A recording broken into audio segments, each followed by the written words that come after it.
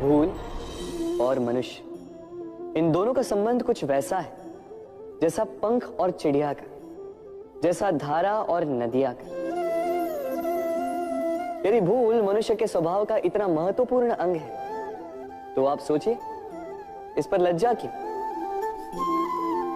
इस पर लज्जा करना ठीक है ही नहीं। वैसे देखा जाए तो भूल हमें स्वयं को और श्रेष्ठ बनाने का अवसर देती है, पहले से अच्छा प्रदर्शन करने की प्रेरणा देती है। अब कदाचित आप में से कुछ इस बात से सहमत नहीं हो, क्योंकि बहुतों की दृष्टि में भूल दोष को जन्म देती है, दोष अपराध को, और अपराध के लिए क्षमा नहीं दंड मिलना चाहिए। किंतु क्या आपने कभी सोचा है कि ऐसा क्यों होता है? क्या कारण है इसका? इसका कारण है भूल स्वीकार करने से बचना। यदि आप कोई भूल करोगे और उसे स्वीकारोगे नहीं तो वो भूल दोष में बदल जाएगी और वो दोष अपराध। तो साहस रखिए, अपनी भूल को स्वीकार करना अपनी भूल को सुधारने की दिशा में सबसे पहला कदम होता है। और स्मरण रखिएगा, यदि कुछ अपराध है तो वो है समय पे अपनी भूल ना स्वीकार। राधे राधे एक शब्द है जो हमें कभी कभी या कहो कई बार सुनाई देता है, स्वार्थ। वो व्यक्ति स्वार्थी है, उसने स्वार्थ में आके ये बुरा कर्म कर दिया, आदि इत्यादि। देखा जाए तो संसार स्वार्थ को पाप का मूल मानने लगा, परंतु क्या स्वार्थ सच में बुरा है? नहीं। स्वार्थ ये शब्द बना है स्व से, अर्थात स्वयं से, यानी कि जिस कार्य में केवल स्वयं का अर्थ हो, केवल स्वयं का लाभ चाप हो, वो स्वार्थ। अब प्रश्न ये उठता है कि आपका स्व क्या है? यदि आपके स्व में केवल आप हैं तो आप अवश्य स्वार्थी हैं। यदि आपके स्व में परिवार सम्मिलित है तो आप परिवार्थी हैं। यदि आपके स्व में अन्य लोग सम्मिलित हैं तो आप परोपकारती हैं। और यदि आपके स्व में ये संसार सम्मिलित है तो आप परमार्थी हैं। तो अपने स्वार्थ से दूर ना जाएं, उसका विस्तार करें। अपने अस्तित्व का विस्तार करोगे तो ये स्वार्थ स्वयं ही परमार्थ में बदल जाएगा। राधे राधे। इतना सुंदर पुस्तक है, सुंदर आवरण है, सजाए हुए पृष्ठ है, किंतु क्या ये सत्य में अद्भुत पुस्तक कहलाने की पात्र है?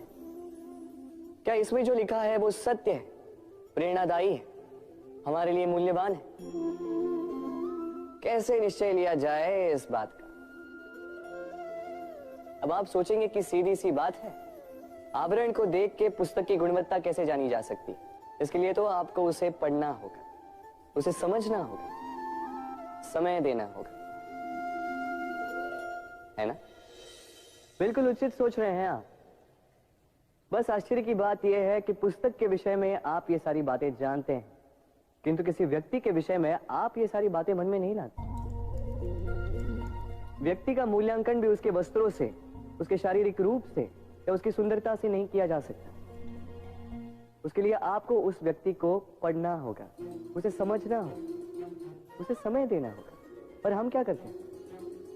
पहनावे, रंग, सुंदरता को देखकर आकर्षित हो जाते हैं, उसे प्रेम समझ बैठते हैं, और आए दिन कोई ना कोई ये कहते सुनाई देता है कि उसकी प्रेम कहानी सफल नहीं हो पाई, उसे छल मिला।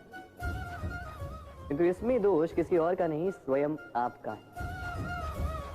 आपने उस व्यक्ति को समय नहीं दिया, आपने उस व्यक्ति के विचार नहीं परखे। प्रेम 2 क्षण में बनने वाला पकवान नहीं है, इसका स्वाद चखने के लिए आपको जीवन भर का समय देना पड़ेगा।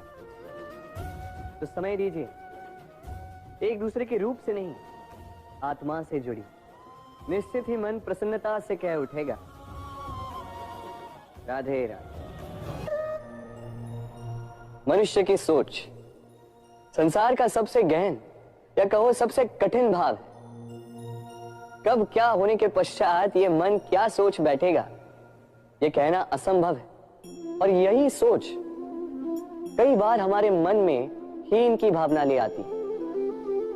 हम सदा हमसे ऊपर की श्रेणी के व्यक्तियों को देखते हैं, उनके जीवन का विश्लेषण करते हैं और फिर स्वयं को हीन समझ लेते हैं। इसके पास इतना धन है, इसके पास कितना बल है, और मेरे पास कुछ भी नहीं। मैं कितना हीन व्यक्ति हूं, संसार के लिए मैं कुछ भी नहीं। होता है ना ऐसा, किंतु ऐसा नहीं है। आपके पास भी बहुत कुछ है, पलट के देखिए। किसी भूखे व्यक्ति को केवल एक रोटी मिल जाए तो भले ही दूसरों के लिए वो अन्न का दाना होगा, किंतु उसके लिए वो भोज से कम नहीं। इसलिए जब भी मन में हीन भावना जागे, अपनों की ओर देखिए, उनकी ओर पलटिए।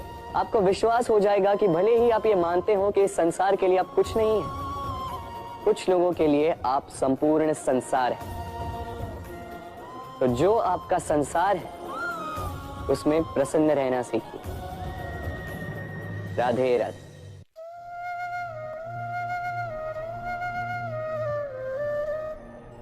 असमंजस में होंगे ना कि मैं क्या कर रहा हूं, क्या लिख रहा हूं, देखना चाहेंगे? अब आप सोच रहे होंगे कि मैं माटी पे माटी क्यों लिख रहा हूं। इसके पीछे एक बड़ा कारण, किंतु वो बताने से पूर्व तनिक मुझे पानी पे पानी तो लिखने दीजिए।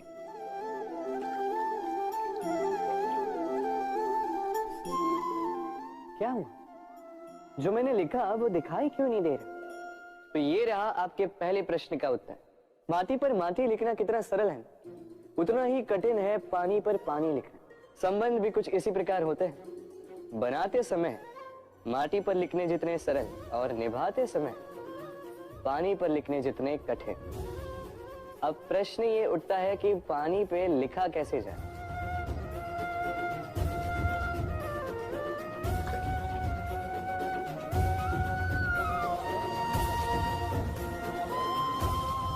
इस प्रकार ये पाषाण जल की सतह से होते हुए जल में समा गए। ठीक इसी प्रकार हमें संबंधों को भी निभाना है। इस पाषाण की भांति निष्ठा से गहराई में जाओ, संबंध कभी नहीं बिखरेंगे। राधे राधे। ग्रंथों में लिखा गया है कि यदि मनुष्य मौन रहना सीख ले तो उसकी अधिकांश समस्याएं स्वयं ही समाप्त हो जाती हैं। और सत्य में मौन में बड़ी शक्ति होती है, बड़ा बल होता है, किंतु वो बल किस काम का जो समय आने पर आपके काम ही ना है। क्या सदा मौन रहना उचित है? नहीं। इतिहास साक्षी है, संसार में अधिक विपदाएं इसलिए आई क्योंकि समय पड़ने पर मनुष्य उसका विरोध नहीं कर पाया, मौन रह गया। यदि मौन रहना शस्त्र है तो उसका सही समय पर उपयोग करना भी आवश्यक है। यदि अकारण मौन रहोगे तो बुरे तत्व उसे सहमति समझ लेते, फिर धीरे धीरे वो आपका स्वभाव बन जाता है, आपका अभ्यास हो जाता है, और फिर आपका व्यक्तित्व एक साधारण से पाषाण के भांति बन जाता है। अपनी वाणी का आवश्यकता पड़ने पर सदुपयोग कीजिए। वाणी को कब वश में रखना है और कब मौन नहीं रहना है, इससे भी अधिक महत्वपूर्ण है ये समझना कि उसे कब तोड़ना है। राधे राधे। में हम कई लोगों से मिलते हैं, आप भी ऐसे कई लोगों से मिले होंगे जिन्होंने स्वयं को असफल मान लिया, निराश हो चुके, जिन्होंने ये स्वीकार कर लिया है कि इस जीवन में उनसे कोई कार्य हो ही नहीं पाए, वो कुछ कर ही नहीं सकते, किसी कार्य के वो योग्य ही नहीं। किंतु ऐसा नहीं, इस संसार में ऐसा कुछ भी नहीं है जो योग्य नहीं है। कोई ऐसा अक्षर नहीं है जो किसी मंत्र का भाग ना, कोई ऐसी जड़ी बूटी नहीं है जो औषधि ना, कोई ऐसा विष नहीं है जो समय आने पर अमृत ना बन जाए। और इसी प्रकार कोई व्यक्ति अयोग्य नहीं होता, उसे अयोग्य बनाती है उसकी सोच। इसलिए स्वयं को जानो, जान जाओगे कि आप क्या, अपने अंतर मन को जगाएं। आप देखेंगे कि जिस संसार की नींव ही बनी है आशा से, उस संसार में निराशा, हताशा और हार जैसा कोई भाव अस्तित्व ही नहीं रखता। राधे राधे।